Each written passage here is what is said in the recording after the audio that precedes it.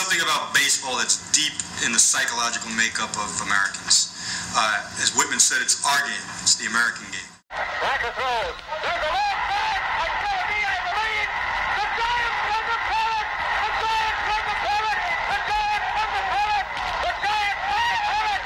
Bobby Thompson hits into the very back of the left field stand. Baseball, our national pastime, can be traced back to its earliest official game in 1846 when the New York Nine defeated the New York Knickerbockers.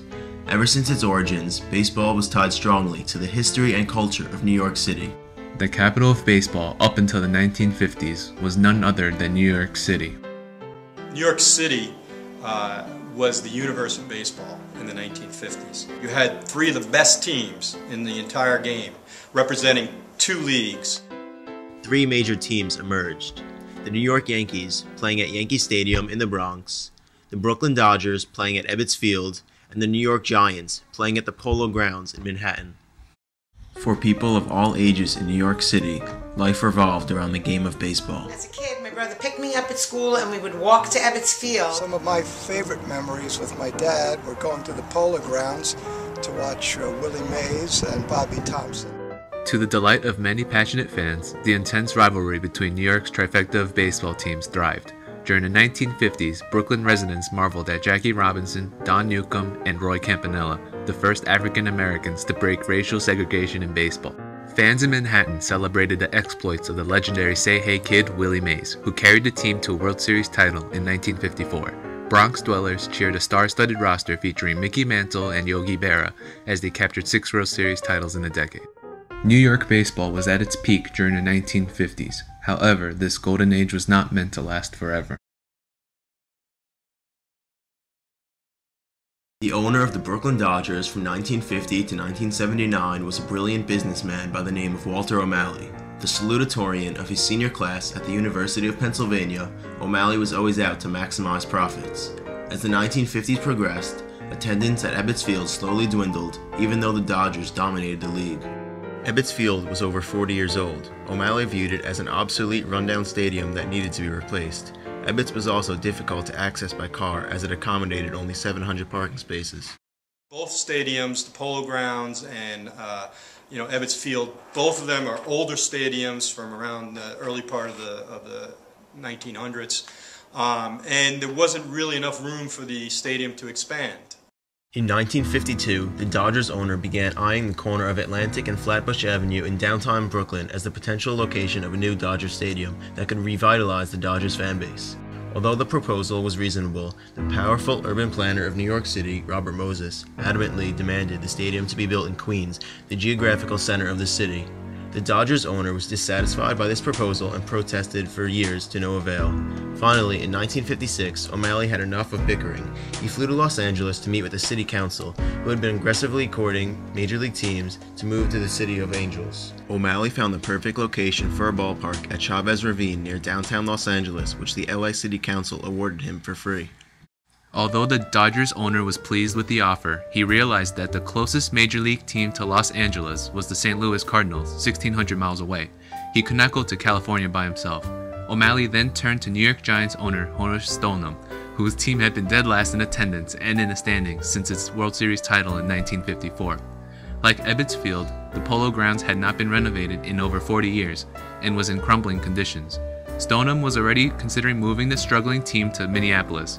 It did not take much effort by San Francisco Mayor George Christopher to convince Stoneham to move the Giants to the Bay Area. On May 28, 1957, the owners of all 8 National League teams met to vote whether the Dodgers and the Giants would be allowed to move to California. The vote unanimously favored the migration. The revolutionary relocations of the Dodgers and the Giants expanded our national pastime to the West Coast. This coincided perfectly with the rapid popularization of television and commercial jet travel. Baseball was no longer confined to the powerhouse cities of the East. Teams now traveled frequently by plane and played each other across the continent. The Dodgers and Giants were not the first teams to move west. They were actually influenced by other ball clubs. Most important was the move of the Boston Braves to Milwaukee in 1953, the Braves became instant successes both at the box office and on the field. Now, what was new was that it was to open the California market for the first time, and that was a great innovation. Other ball clubs followed the lead of the Dodgers and Giants. The Los Angeles Angels were formed in 1961, and the Kansas City Athletics moved to Oakland in 1968. Major League Baseball finally moved south with the creation of the Houston Astros in 1962 and the relocation of the Braves to Atlanta in 1966. Baseball's manifest destiny was complete. All Americans can call it their pastime. But to New York fans, the loss of 2 baseball teams was the greatest atrocity they could imagine. The golden age of baseball in New York was over. Between 1952 and 1955, Dodgers and Giants fans simply refused to believe the rumors that their beloved teams would ever leave New York. Such a notion seemed ridiculous at a time when baseball was so popular there. However, the executives of the 2 teams, especially the cunning Walter O'Malley, played the situation brilliantly. They allowed vague rumors of westward relocation to seep out slowly over the years, gradually dissipating the anger of the fans. But until 1956, fans still protested. What do you think of the idea of the Dodgers moving to Los Angeles? I don't like the idea. I'd rather see them right here in Brooklyn. The animosity towards the 2 owners was extreme for some fans. During the Dodgers' last season in Ebbets Field, some fans hung a dummy labeled O'Malley from the outfield fence. On the final home game for the Giants, a few fans in the crowd started to cheer. "We want Stoneham! We want Stoneham! We want Stoneham!" with the rope around his neck. My grandfather considered himself to be the Dodgers' biggest fan. He once asked me, "You're in a room with Hitler, Stalin, and Walter O'Malley, and you have a gun with 2 bullets. Who do you shoot?"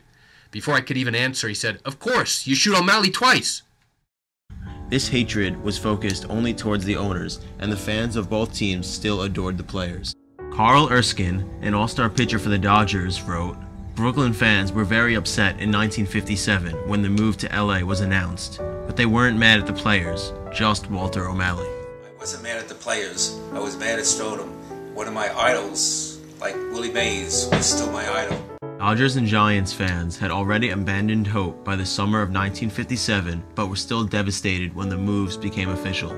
Brooklyn was hit extremely hard as the heart and soul of their borough left with the team to Los Angeles. It crushed Brooklyn. It had a tremendous impact on Brooklyn fans. It's almost as if someone took the life out of them.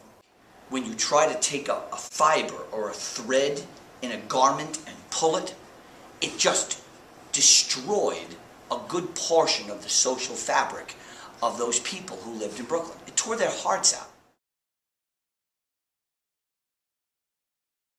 Following the 1958 season, Dodgers and Giants fans felt lost without both of their beloved teams. To try to fill the gaping void, the New York Metropolitans were founded in 1962 to replace the Dodgers and the Giants in the National League. The Mets used the Giants' former logo, an N intersecting with a Y. For their team colors, they fused the orange of the Giants with the blue of the Dodgers. The creation of this new organization provided opportunity and hope for many lost Dodgers and Giants fans. One thing they did not do, however, was become fans of the other New York team. They were not going to switch over and become Yankee fans. I could never, ever be a Yankee fan. Once you're a Brooklyn Dodger fan, the Yankees were our nemesis. Although the Mets struggled mightily as an expansion team early on, they improved quickly to win an impressive World Series title over the Baltimore Orioles in 1969. Life was finally restored to New York baseball. The relocations of the Dodgers and the Giants served as the transition of baseball from New York's pastime to America's pastime. The game now exists throughout our country from coast to coast and brings together ballplayers from all different races, ethnic backgrounds, and social classes. However, a golden era of New York baseball was abruptly ended. The hearts of countless New Yorkers were broken. The pride and joy of Brooklyn and Manhattan were uprooted and sent nearly 3,000 miles away. Nevertheless, the spirit of New York baseball continues to thrive today. The Yankees are back on top! World champions for the 27th time! Yankees and the Mets battle it out in the Subway Series every year. And the Dodgers and Giants have resumed their historic rivalry in California. Most recently, the Giants captured a World Series title in 2010, their first in San Francisco. What will happen in the next chapter of our national pastime? We will just have to wait and find out.